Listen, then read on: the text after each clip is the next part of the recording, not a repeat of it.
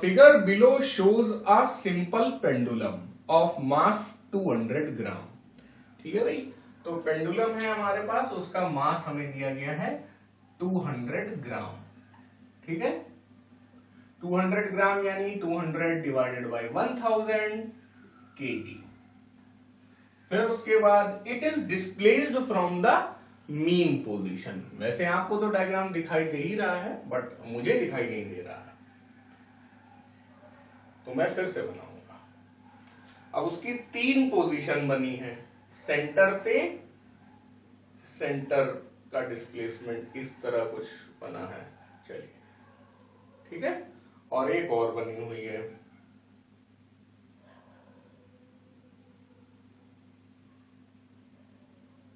ठीक है, मैंने सेंटर भी मार्क कर दिया है, ACB। ये डिफरेंस आपको दिया गया है 5 मीटर। ठीक है, अब आपसे पूछा गया है काफी चीजें, 3 चीजें पूछी गई हैं। It is displaced from the mean position A to the extreme position B। The potential energy at the point A is 0, मतलब इसे ग्राउंड जीरो मान लिया गया है। At the point B, at the position B, the pendulum bob is raised by 5 meter। ये सारी बातें दिख भी रही हैं, बट उन्होंने लिख के भी बता दी हैं। What is the potential energy of the pendulum at position B? तो पोजीशन B पे क्या पोटेंशियल एनर्जी है वो निकाल लेते हैं। वैसे ही बताना चाहूंगा बच्चों आपको कि ये सवाल ICSE 2020 में आया था, तो अच्छा सवाल है, अच्छे से करेंगे।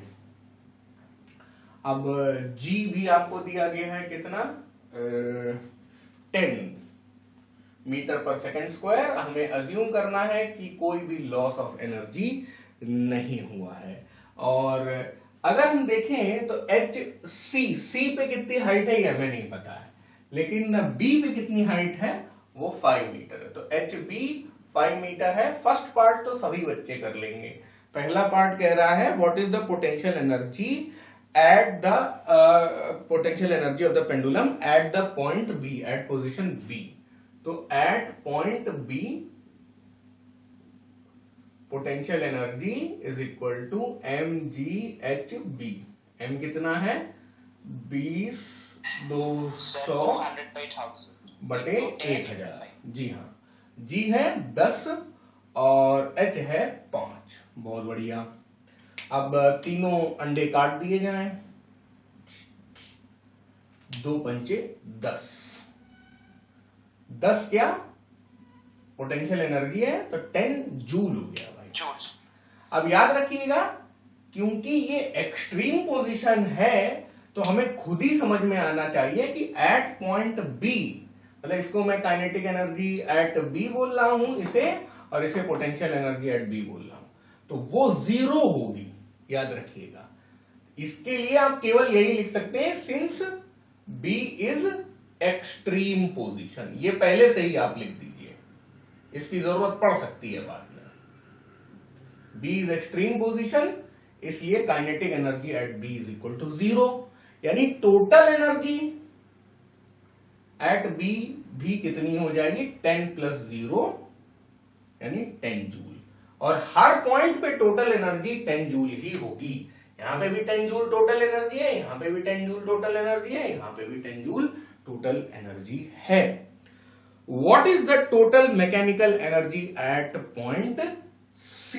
बस यहीं से ये बात आ गई। इसीलिए वो ये मेहनत फालतू में मैंने नहीं की थी, क्योंकि यहां ये काम आने वाली थी।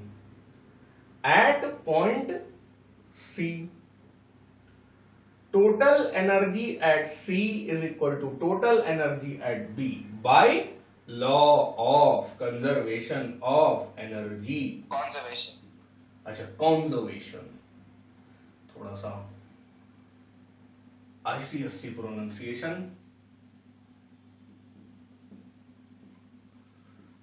ठीक है, ये हुआ। अब टोटल एनर्जी एट C क्या हुई, टोटल एनर्जी एट B के ही बराबर 10 जूल। बस बात खत्म है ना। तो इधर हमें मेहनत कम पड़ी, क्योंकि आधे से ज्यादा काम तुम यही कर चुके थे। अब थर्ड पार्ट क्या है, what is the speed of the bob at the position A when released from B। तो अब हम लोग ये भी कह सकते हैं कि total energy at B is equal to total energy at A। A पे ही पूछा गया है कि कितनी भाई स्पीड आ रही है या वेलोसिटी आ रही है, तो बस यहां पे आप टोटल एनर्जी एट बी को इसी तरह लिख दीजिए 10 प्लस 0, ये तो कर ही चुके हैं हम लोग।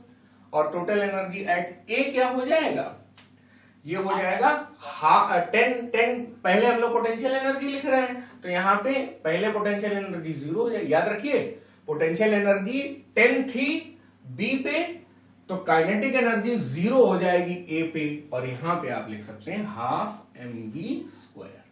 और अगर बढ़िया से करने का मन कर रहा है तो एक स्टेप बढ़ा सकते हैं हम लोग, चलिए बढ़ा ही देता हूं मैं आपके लिए।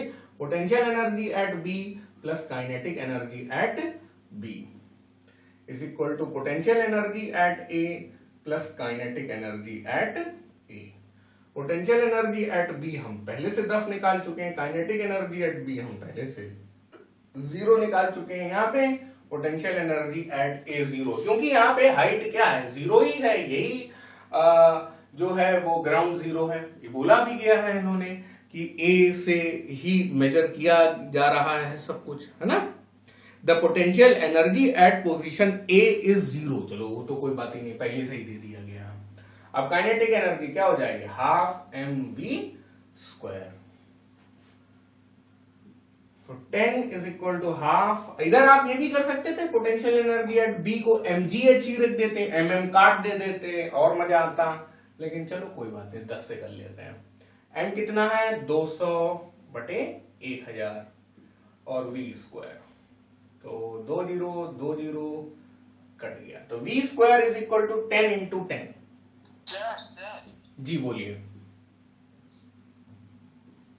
सेट अगर कोई ऐसा लिखता है mgh इक्वल टू ½ mv² और फिर m और m कट जाता तब भी इक्वल टू 2gh, वैसे भी कर सकते हैं। हाँ बिल्कुल बिल्कुल, वो भी कर सकते हैं, अगर इस क्वेश्चन में सीधे यही क्वेश्चन पूछा जाता और आपको मास दिया ही ना होता, तब वो लगाना काफी स्मार्ट मूव होता।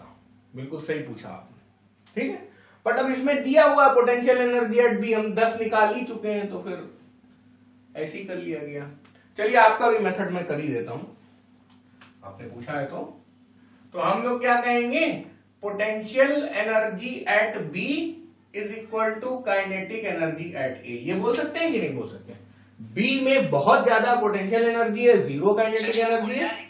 ए में सही लिखा बेटा, बी में बहुत ज्यादा पोटेंशियल एनर्जी है और 0 काइनेटिक एनर्जी है। ए में बहुत ज्यादा काइनेटिक एनर्जी है और 0 पोटेंशियल एनर्जी है, तो सब सही लिखा हुआ है।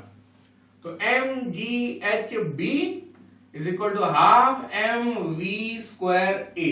मैं va बोल रहा हूं वेलोसिटी एट a, तो va is equal to √2gh_b।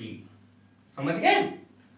अब √2 × 10 × hb कितना है 5, तो 2 पंचे 10 धाम 100, √100 कितना हो गया, फिर से आ जाता 100 मीटर/सेकेंड। तो चाहे ऐसे निकालो चाहे वैसे निकालो, मेहनत तो लगभग बराबर ही है, ठीक है। तो एक आंसर ये रहा, एक आंसर ये रहा, एक आंसर ये रहा। ये कॉपी करना ऑप्शनल है। अगर आप इस बादल को कॉपी कर रहे हैं तो आप इसे मत कॉपी करिए, अगर इसे कर रहे हैं तो बादल को मत करिए। This question is done now. तो ये बच्चे बता रहे हैं कि सर ये आपने ज्यादा ही जल्दीबाजी में √100 की जगह 100 ही लिख दिया था। तो देखिए 2 5 10, 10 × 10 √100, √100 हो जाएगा 10, ठीक है। तो